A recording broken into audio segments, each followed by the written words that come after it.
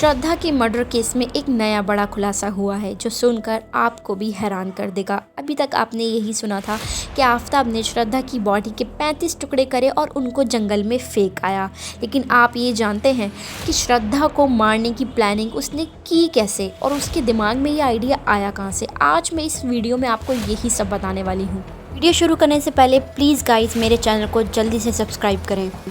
आफताब ने बताया कि सब कुछ ठीक था, ये सब कुछ अचानक से हुआ, ये कोई प्री प्लान मर्डर नहीं था। जिस दिन मेरी श्रद्धा से लड़ाई हुई उस दिन मैंने बहुत ड्रिंक कर रखी थी। मुझे गुस्सा आया और मैंने श्रद्धा का गला घोंट के उसका मर्डर कर दिया।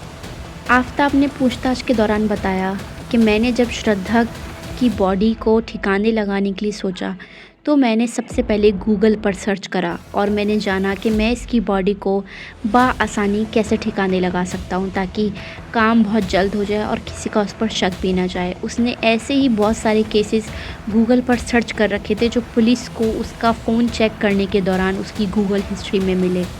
पता चलता है कि उसने एक केस को ऐसे ही एक सेम टू सेम केस को उसने फॉलो कर रखा था और जिस केस को उसने फॉलो कर रखा था उसने भी अपनी वाइफ को इसी तरह से मारकर उसके टुकड़े कर कर फ्रिज में स्टोर कर कर और वो ऐसे ही कुछ दिनों तक अपनी बीवी के टुकड़े जंगलों में फेंक कर आता रहा। ऐसे ही इसने इसी प्लानिंग को लेकर अपने दिमाग में एक सेटअप बनाया कि हाँ मैं अब इसी कहानी को अंजाम दूंगा। अगले दिन ये श्रद्धा की बॉडी को छोड़कर वहाँ अगले दिन ये फ्रिज खरीदने गया। फ्रिज खरीद कर लाया, एक वैक्यूम क्लीनर खरीद कर लाया और ब्लीच खरीद कर लाया और एक गर्म पानी की रॉड खरीद कर लाया। घर आने के बाद इसने गर्म पानी करा रॉड से और इसने श्रद्धा की बॉडी के टुकड़े करने स्टार्ट कर दिए।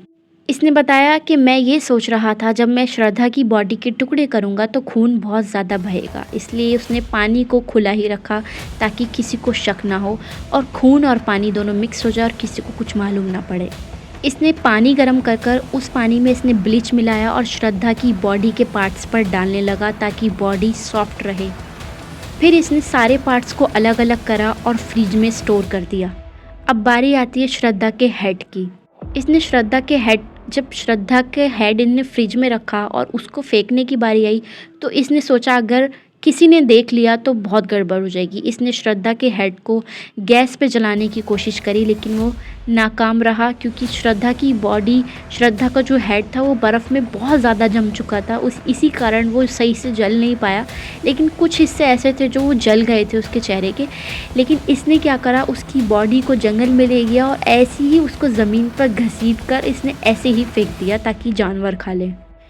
इसने बताया कि मैंने पूरी रात श्रद्धा की बॉडी पर वो गर्म और ब्लीच वाला पानी डाला ताकि इसकी बॉडी सॉफ्ट रहे और मुझे फेंकने में आसानी रहे। पूरे 18 दिन तक ये उसकी बॉडी के पार्ट्स जंगल में फेंक कर आता रहा। फर्श पे से खून के धब्बे हटाने के लिए वैक्यूम क्लीनर लाया जिससे इसने सफाई करी। बहुत ही चालाक है ये आफताब। आखिरकार इसने ऑनलाइन खाना ऑर्डर करा, चाय भी इसने ऑनलाइन ऑर्डर करी और हर खाना इसने 2 लोगों का ऑर्डर करा ताकि किसी को शक ना हो। इसके घर जब पुलिस गई तो छानबीन के दौरान सारा खाना, वो वैक्यूम क्लीनर, वो पानी की रॉड, वो ब्लीच, सब कुछ मिला। रात भर इसने श्रद्धा की बॉडी के टुकड़े करे और उसकी बॉडी पर वो गर्म ब्लीच वाला पानी डाला और ये श्रद्धा मैं बता भी नहीं सकती, मुझे बताने में भी बहुत, मगर इस दरिंदे ने इस कहानी को अंजाम दिया। इसे बिल्कुल फांसी होनी चाहिए। इसने श्रद्धा के दोनों हाथों के अंगूठे और दोनों पैर के अंगूठे ये उन जंगल से अलग जगह पर फेंक कर आया ताकि किसी को भी शक ना हो और बाकी बॉडी के हिस्से को इसने सॉफ्ट करा ब्लीच वाले गर्म पानी से और इसने फ्रिज में स्टोर करा और फिर अलग अलग जगहों पर ये 18 दिन तक उन टुकड़ों को फेंक कर आता रहा। आखिरकार इसने इस दर्दनाक कहानी का राज बता ही दिया। किस तरह से इसने बॉडी के टुकड़े करे, उन पर गर्म पानी डाला ब्लीच वाला सॉफ्ट करने के लिए, किस तरह से इसने श्रद्धा के पैर और हाथ के अंगूठे काटे, किस तरह से इसने श्रद्धा के सर को ठिकाने लगाया, किस तरह से इसने श्रद्धा के खून को साफ़ करा, किस तरह से इसने अपना दिमाग लगाया। वाकई हैरान कर देने वाली बात है। पूरी रात गूगल करता रहा कि मैं किस तरह से इसकी बॉडी को ठिकाने लगाऊं। जब इसके अंदर दिमाग आ गया, इसने सोच लिया, इसने अगले दिन श्रद्धा की बॉडी को ठिकाने लगा दिया। उसकी बॉडी के हिस्से कर कर इसने फ्रिज में स्टोर कर दिए।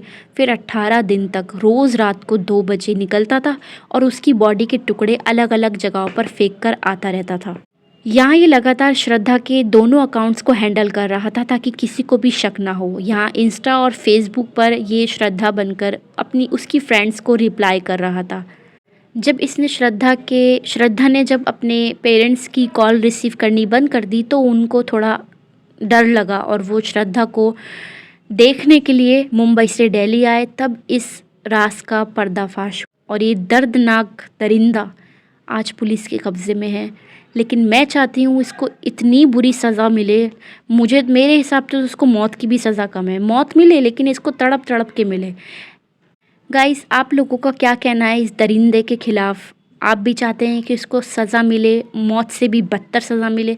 तो मुझे कमेंट में ज़रूर बताइएगा। आप अपनी भी एडवाइस दिएगा कि इस दरिंदे ने आखिर किस तरह से उस मासूम सी लड़की को अपने अपने अपनी हैवानियत का शिकार बनाया और किस तरह से उस मासूम को एक क्या ज़िंदगी थी श्रद्धा की, क्या उम्र थी। आखिरकार इससे प्यार करती थी, शादी करना चाहती थी। अगर इसे शादी नहीं भी करनी थी तो मुंह पे मना कर देता। उसको मारने की इस तरह से क्या ज़रूरत थी? इस दौर में खाने का सामान महंगा और जानें सस्ती हो गई हैं। कोई भी किसी की यूं ही जान ले लेता है बिना किसी परवाह के। गाइस, आप लोगों का क्या कहना है मुझे कमेंट में ज़रूर बताइएगा और श्रद्धा की इस दर्दनाक कहानी को ज़रूर शेयर कीजिएगा। थैंक्स फॉर वॉचिंग गाइस यार।